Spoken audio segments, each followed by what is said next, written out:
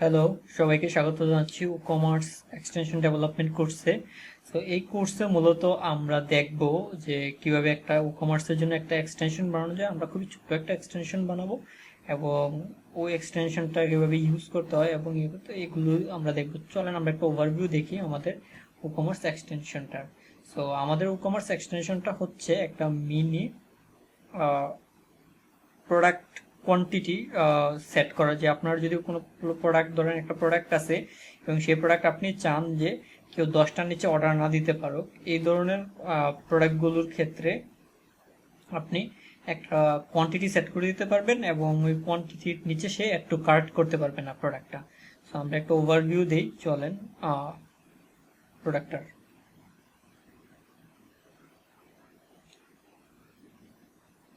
তো আমরা যদি প্রোডাক্টে যাই, তারপর হচ্ছে আমাদের প্রোডাক্ট থেকে প্রোডাক্ট এডিট পেজে গেলে,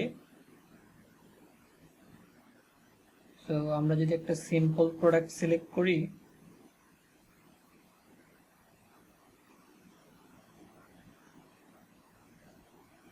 এখান থেকে আমরা যদি সিম্পল প্রোডাক্ট সিলেক্ট করি, দেন ইনভেন্টরিতে গেলে এই যে মিনিমাম অর্ডার কোয়ান্টিটি, যে কেউ যদি চাইলে 10টা দিলে সে এই প্রোডাক্টটা মিনিমাম 10টা অর্ডার করতে হবে।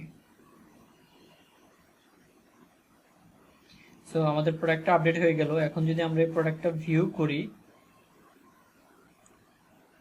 আমাদের প্রোডাক্টটা চলে আসছে। সো আমরা যদি এখন অ্যাড টু কার্ট করতে যাই, আমরা একটা এরর পেলাম এবং আমরা মূলত এই জিনিসটাই বানাবো, ডেভেলপ করব একটা এক্সটেনশন হিসেবে।